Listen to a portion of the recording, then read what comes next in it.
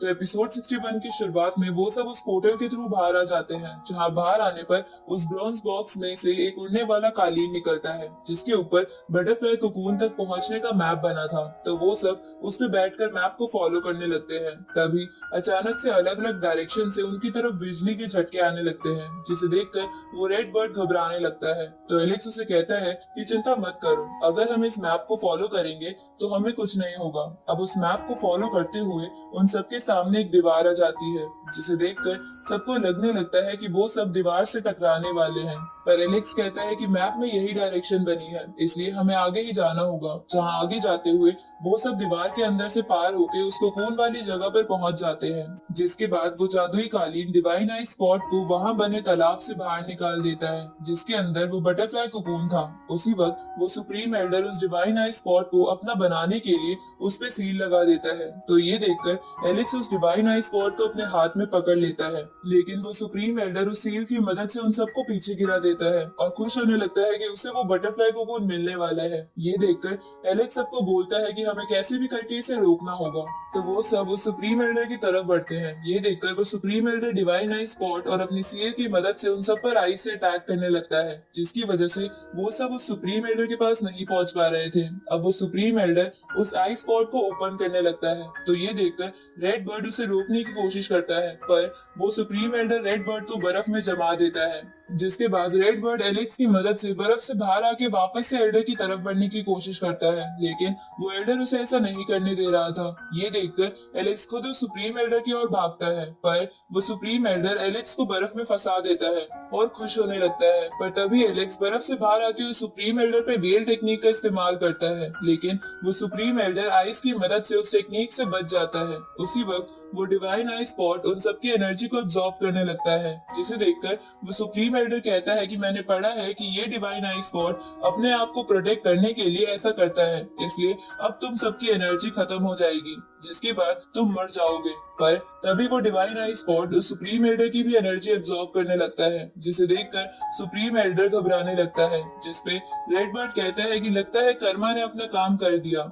उसी वक्त वो divine I spot out of control होकर इधर उधर अटैक करता है, जिसमें वो सुप्रीम एल्डर जम जाता है, पर बाकी सब बच जाते हैं। तभी उस डिवाइन आई स्पॉट से एक गोल्डन चीज बाहर निकल के एलेक्स का पीछा करने लगती है, जिसे देखकर एलेक्स भागते हुए कहता है कि ये चीज मेरा ही पीछा क्यों कर रही है, क्या मैं इतना हैंडसम हूँ? जिसपे नाइन हेड कहता है कि अगर ऐसा होता तो फिर ये मेरा पीछा करती। तभी वो गोल्डन चीज एलेक्स के पास आके रुक जाती है, जिसके बाद उसमें से एक बटरफ्लाई कैटरपिलर निकलता है, जिसका नाम म्यू था, जिसे देखकर एलेक्स और बाकी सब चौंक जाते हैं। तभी म्यू एलेक्स के पास रखा गॉड ड्यू का प्लांट ट्रेजर खाने लगता है, तो एलेक्स उसे प्लांट ट्रेजर छीन के रख लेता है, जिसके बाद म्यू एलेक्स के हाथों में बैठ जाता है, जिसे देखकर जिया एलेक्स को कहती है कि लगता है ये तुम्हें पसंद करने लगा है और इसने तुम्हें अपना मास्टर मान लिया है। तभी रूबी एलेक्स को कहती है कि मैंने कहीं पढ़ा है कि जब कोई लेजेंडरी इंसेक्ट या एनिमल जन्म लेता है तो उसे एसेंस की जरूरत होती है, जो तुम्हारे उस प्लांट ट्रेजर में है। जिसपे एलेक्स कहता है कि मैं इसे वो नहीं दे सकता, क्योंकि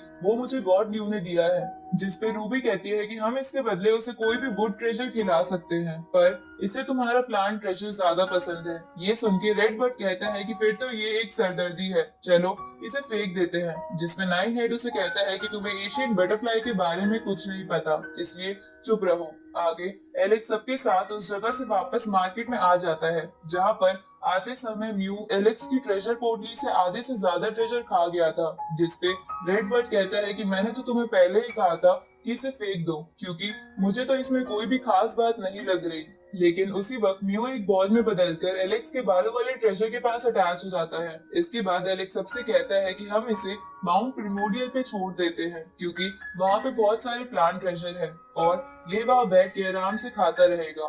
ये सुन के रूबी अपने मन में सोचती है कि वैसे भी मुझे एलेक्स से अपना हैंड आर्मर लेना है, और अगर ये मेरे साथ माउंट प्रिमोडियल यानी मेरी जगह पर चलेगा तो मेरे लिए अच्छा ही होगा। उसी वक्त वहाँ पे माउंट बुलाओ से एक संदेश आता है, जिसमें एलेक्स को किसी ने माउंट बुलाओ में आने के लिए कहा था। ये देखकर रेड बर्ड कहते हैं कि ये तो मुझे उसी राजकुमारी के कजन का कोई ट्रैप लग रहा है, जिसे पहले तुमने पीटा था।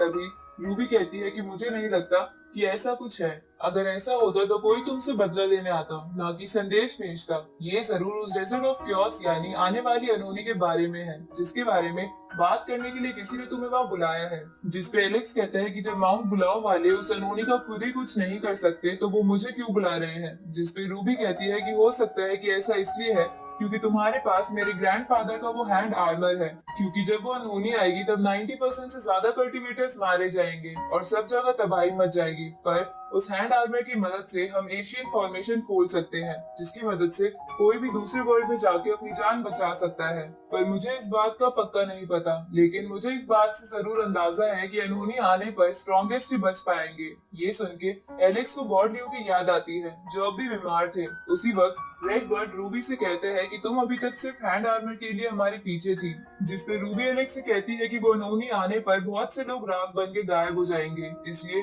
तुम मुझे वो हैंड आर्मर वापस कर दो ताकि हमारा क्लैन उस अनहोनी से बच जाए, और चाहो तो तुम भी अपने लोगों को बचा सकते हो। ये सुन के एलेक्स कहता है कि अगर जो तुम कह रही हो वो सब सच है तो मुझे सबको बचाना होगा, पर अभी मुझे सबसे पहले अपने स्टोन विलेज वापस जाना है ताकि मैं उन्हें ये बात बता सकूं। जिसमें रूबी कहती है कि तो फिर मैं तुम्हारा ये इंतजार करूंगी। ये सुन के एलेक्स कहता है कि तुम भी मेरे साथ स्टोन विलेज चलो, जिसके बाद हम सीधा माउंट प्रीमोडियल चलेंगे। तो रूबी शर्माते हुए इस बात के लिए मान जाती है। ये सुन के जिया जेलेसी में कहती है कि तो फिर मैं भी तुम्हारे साथ चलूंगी। जिसपे एलेक्स कहता है कि पर तुम्हें अभी तो अपने डैड के पास जाना था ताकि तुम ये सब उन्हें बता सको। ये सुन के जिया रेड बर्ड से ये सब अपने डैड को बताने के लिए कहती है और उसे लालच देती है कि अगर तुम ये बात मेरे फादर को बताओगे तो होली बर्ड तुम्हें अपना स्टूडेंट बना लेगी। तो रेड बर्ड इसके लिए मान जाता है। तभी एलेक्स जिया और रूबी से कहता है कि हमारे स्टोन विलेज का एक रिवाज है जिसमें कोई भी बाहर की लड़की अगर किसी लड़के के साथ स्टोन विलेज जाती है तो उस लड़के को उन्हें अपने कंधे पर बिठा के गाँव में आना पड़ता है। तो वो दोनों इसके लिए शर्माते हुए मान जाती है। जिसके बाद एलेक्स उन दोनों को अपने कंधे पर बिठाकर स्टोन विलेज ले आता है, जहाँ सभी लोग एलेक्स और उन दोनों को देखकर बहुत खुश हो जाते हैं। रात को वो उन सबके लिए पार्टी करते हैं, जहाँ सब गांव वालों को लग रहा था रूबी और जिया एलेक्स की पत्नियां हैं। इसलिए शेन सबसे कहता है कि अब एलेक्स शादी करके आ ही गया है तो हम इसे इसके बेबीज होने के बाद ही जाने देंगे। ये सुन के रूबी और जिया बहुत ऑकवर्ड फील करती है और सबसे कहती है कि आप सब गलत समझ रहे हैं। इस तरफ एलेक्स के विलेज वाले दोस्त भी यही समझ रहे थे, इसलिए वो रात को सोते समय एलेक्स को उन दोनों के कमरे में भेज देते हैं, जहाँ एलेक्स को उन दोनों से मार खा के बाहर आना पड़ता है। और वो अपने दोस्तों को कहता है कि जैसा तुम समझ रहे हो ऐसा नहीं है। आगे एलेक्स चैम के साथ गॉड ड्यू के पास जाता है और उनसे पूछता है कि क्या मैं उन सबको आने वाली अनहोनी के बारे में बता दूं। जिसपे गॉड ड्यू की स्पिरिट एलेक्स से कहती है कि कभी कभी कुछ ऐसा होता है जिसके बारे में हमें जानना नहीं चाहिए। ये सुन के एलेक्स गॉड ड्यू से कहते हैं कि क्या आप ये कहना चाह रहे हो कि आप हमें छोड़ के चले जाओगे।